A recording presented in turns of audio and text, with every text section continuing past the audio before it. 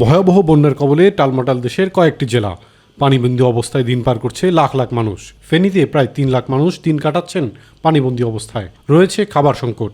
জেলার বেশিরভাগ এলাকা বিদ্যুৎ বিচ্ছিন্ন, মোবাইল ও ইন্টারনেট সেবাও বিঘ্নিত।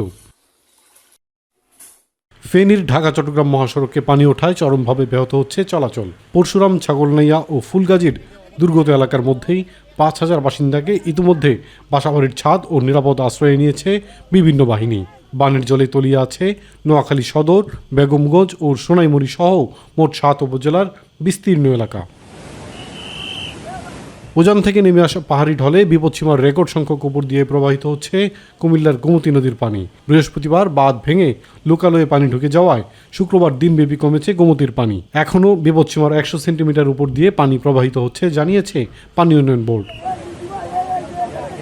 এদিকে আগামী ১০ দিন দেশের কোথাও ভারী বৃষ্টি হলেও অতিবৃষ্টির সম্ভাবনা নেই বলে জানিয়েছে আবহাওয়া অধিদপ্তর। চট্টগ্রাম অঞ্চলে শনি ও রোববার বৃষ্টিপাত কিছুটা কমে আসবে। সোম ও মঙ্গলবার বৃষ্টি একটু বাড়লেও বুধবার থেকে আবারও কমবে। এতে বন্যা পরিস্থিতির দ্রুতই উন্নতি হওয়ার আশা করছে আবহাওয়া অধিদপ্তর। আগামী ২৭ তারিখ থেকে আরো একটু কমে যাওয়ার সম্ভাবনা রয়েছে, অর্থাৎ পরিস্থিতি উন্নতির দিকে। এখন যদি আমি পিছনের বৃষ্টিপাতের গুলোর একটা রেকর্ড বলি, যে আমাদের ১৬ তারিখ থেকে ২২ তারিখ পর্যন্ত বাংলাদেশের যে দেশের পূর্বাঞ্চল বা দক্ষিণ পূর্বাঞ্চলে যে বৃষ্টিপাতের রেকর্ডটা, সেটা যদি আমি উল্লেখ করি, যেমন কিছু কিছু জায়গায় ৭০০ মিলিমিটারের উপরে বৃষ্টিপাত হয়েছে এই ১৬ থেকে ২২ তারিখ পর্যন্ত। যেমন চট্টগ্রামের যে সীতাকুণ্ড, সেখানে ৭৫৬ মিলিমিটার বৃষ্টিপাত রেকর্ড করা হয়েছে।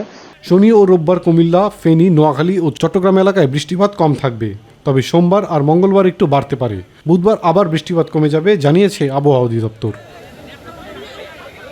ইলিয়াস কমল, মাই টিভি।